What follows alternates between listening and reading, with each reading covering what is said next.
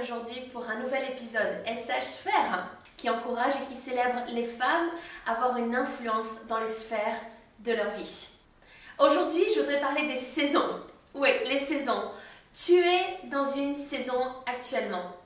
Parfois, on a l'impression que c'est un hasard, qu'un jour on suit un autre, mais la réalité c'est qu'on est toujours dans une saison. Est-ce que tu serais capable de nommer et d'identifier la saison dans laquelle tu te trouves aujourd'hui? Il y a des saisons qu'on aimerait tellement éviter, il y a des saisons qui semblent s'éterniser, il y a des saisons qui amènent des tensions, des frustrations, juste des questions qui sont difficiles, de la tristesse, mais aussi des saisons qui amènent de la grande joie. Alors qu'en est-il pour toi? Il y a un verset en Ecclésiaste chapitre 3 verset 1 qui dit « À toute chose, sa saison ». Donc chaque saison a un but. On pourrait espérer qu'elle s'en aille comme on espère que l'hiver passe et que l'été arrive plus vite, mais elle a un but et c'est important qu'on puisse faire tout ce qu'on a besoin de faire dans cette saison pour passer à la prochaine. Et on va regarder du coup à plusieurs différentes saisons et que tu puisses au travers de ça, toi, réfléchir dans quelle saison tu te trouves. Alors il y a la saison de préparation. Cette saison qui semble être une saison dormante, où les choses sont au ralenti, les choses semblent stagner, où rien se passe au final assez vite. Mais je voudrais t'encourager dans cette saison parce que parfois on a l'impression que Dieu est peut-être distant, silencieux, mais en fait il est pleinement en train de travailler sur notre caractère pour qu'après on puisse passer dans une saison qui est au contraire productive, pleine d'essor, pleine de joie et de fruits. Mais dans cette saison, il y a effectivement cette attente et je voudrais t'aider avec cette attente. Dans cette saison d'attente où les choses semblent stagner, ne pas avancer assez vite, qu'est-ce qu'on fait? Ça me fait penser à un verset, chapitre 32 en Exode, où Dieu parlait à Moïse en haut de la montagne. Et il y avait le peuple par contre qui était resté en bas de la montagne. Mais il est dit que Moïse tardait à revenir. Ça j'aime bien ça, cette idée qu'il tardait. Mais au travers de ça, de leur attente à eux, ils en avaient marre d'attendre et ils ont commencé à vouloir faire les choses de leur propre façon au lieu de faire confiance à Dieu et de réaliser que Dieu avait des plans et qu'elle allait effectivement être vraie à sa parole pour leur vie. Toi, tu attends pour quoi? Peut-être que tu attends pour un meilleur travail, que tu attends pour un mari, que tu attends pour effectivement qu'un ami ou une personne proche de toi connaisse le Seigneur. Et je voudrais t'encourager dans cette saison d'attente à rester fidèle à Dieu, à lui faire confiance et à rester et à garder les yeux fixés sur Jésus. Après une saison d'attente, il y a souvent une saison de transition. C'est une saison en fait de changement. On passe tous par des saisons de transition. Pour certains, c'est de l'école à l'université, d'être célibataire, à marier, de ne pas avoir d'enfant, à avoir un enfant, d'avoir un travail et de passer à un autre travail, un meilleur travail, ou de vivre dans une ville et après être amené à vivre dans une autre ville. Toutes ces saisons de transition et ces périodes où ça amène beaucoup de défis parce que tout est nouveau et on a tendance parfois dans cette saison de transition à regarder en arrière et se dire ah, c'était tellement mieux avant parce que c'était plus confortable, je savais quoi faire dans cette autre saison.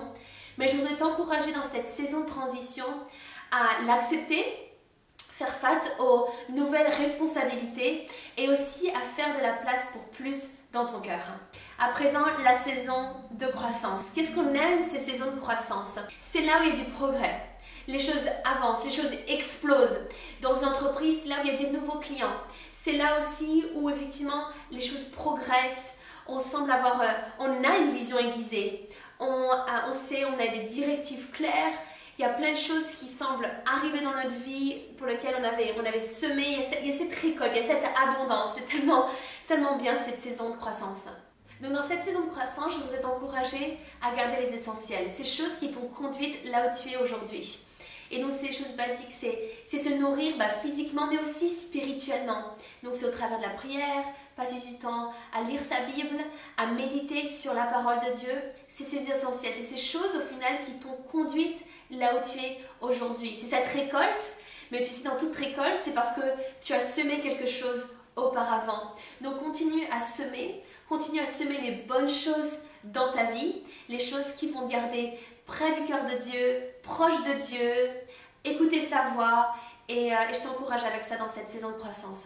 Alors à travers de toutes ces saisons, c'est tellement important de ne pas se comparer l'une avec l'autre. Ce que j'ai pu remarquer, c'est que alors que toi tu es dans une certaine saison, la personne que tu connais, avec laquelle tu passes beaucoup de temps, il est possible que elle, sa saison soit tellement différente de la tienne. Et la tendance, ce serait de se dire, mais moi j'aime tellement sa saison, j'aime pas du tout la mienne. Moi ça me plaît absolument pas dans une saison de préparation. Alors que là, je vois la personne à côté qui est dans une saison de récolte, où il y a cette croissance, où les choses semblent avancer, les rêves sont en train de s'accomplir.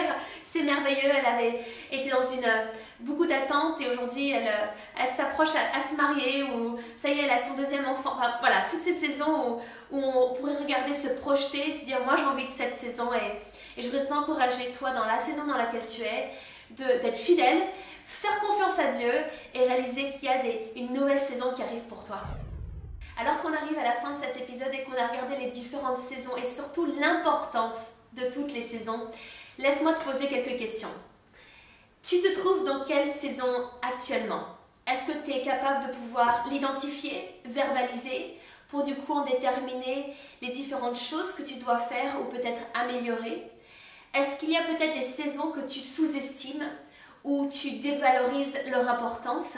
Et je voudrais t'encourager du coup à ne plus faire ça et de réaliser qu'elles ont toutes leur importance et que Dieu est en train de faire quelque chose dans ta vie, dans la saison dans laquelle tu te trouves actuellement. Et peut-être la question la plus importante, c'est qu'est-ce que Dieu est en train de faire dans la saison dans laquelle tu es actuellement? Qu'est-ce qu'il est en train de faire dans ta vie, t'apprendre, t'enseigner, pour toujours nous faire grandir et évoluer notre caractère pour devenir plus comme Christ et qu'on puisse toujours l'aider mieux dans toutes les sphères, les différentes sphères d'influence dans notre vie. Dieu est à l'œuvre dans ta vie. Alors sois encouragé, sois béni aussi et on se voit plus tard pour un autre épisode.